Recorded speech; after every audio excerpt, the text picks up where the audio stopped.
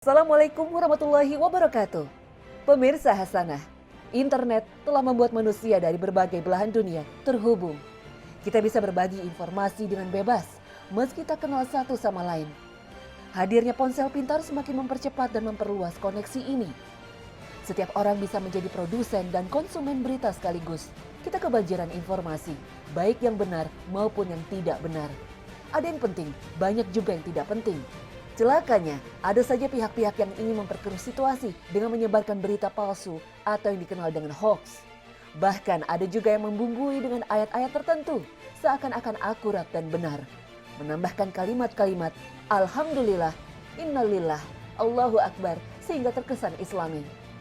Bahkan tak sedikit tulisan-tulisan tentang agama yang tak jelas sumbernya mengaitkan peristiwa atau fenomena dengan ayat dan hadis Nabi SAW.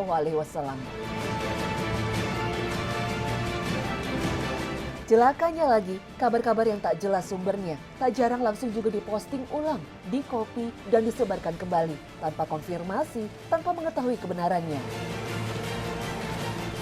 Saya biasanya cross check dulu, soalnya yang saya takutin kan itu beritanya hoax atau berita palsu ya, nanti kan saya juga yang kena imbasnya. Ya.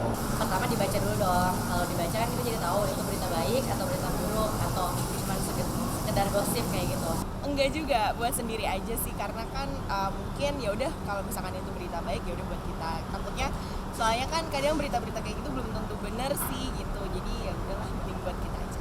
Baca sendiri, karena emang aku nggak pernah nge-repost kayak gitu kan. Iya, aku kayak lebih posting yang kayak personal aja, jadi emang nggak pernah kayak tentang berita-berita gitu.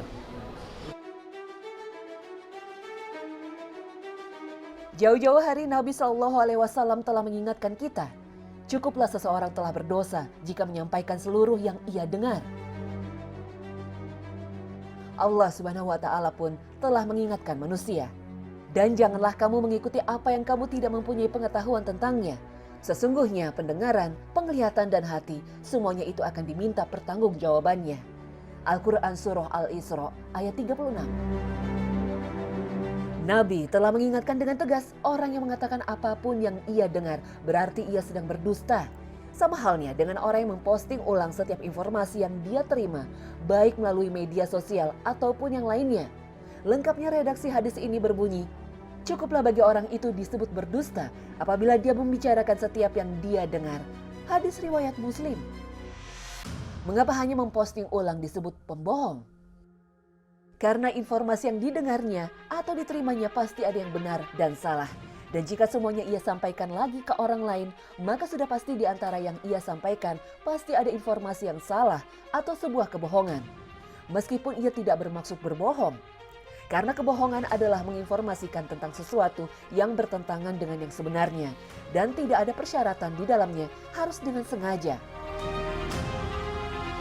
Dalam hadis lain, Rasulullah SAW juga menekankan pentingnya berhati-hati terhadap setiap informasi yang disampaikan. Beliau bersabda, sesungguhnya Allah Subhanahu wa Ta'ala telah mengharamkan durhaka terhadap ibu, menguburkan bayi perempuan hidup-hidup, melarang dari meminta sesuatu yang bukan haknya, dan beliau SAW tidak menyukai kalian mengatakan katanya, banyak bertanya dan menghambur-hamburkan harta. Hadis riwayat Bukhari. Rasulullah SAW mengingatkan agar tidak mengatakan sesuatu dari sumber yang tidak jelas, menceritakan dan mencari-cari omongan-omongan orang untuk kemudian dia informasikan. Bahkan sesuatu yang benar tidak harus disebarkan jika ada masalah yang mengancamnya. Imam Nawawi mengingatkan seyogyanya setiap orang yang sudah balik dan sudah sampai usia taklif menjaga lisannya dari semua perkataan. Jika dia menganggap di perkataan tersebut ada maslahat, barulah ia sebarkan. Dan jika ternyata antara maslahat dan mudaratnya berimbang, maka yang dianjurkan ialah ia menahan diri. Nabi SAW mengingatkan, siapa yang beriman kepada Allah dan hari akhir, maka hendaklah berkata yang baik atau diam. Hadis riwayat Bukhari dan Muslim.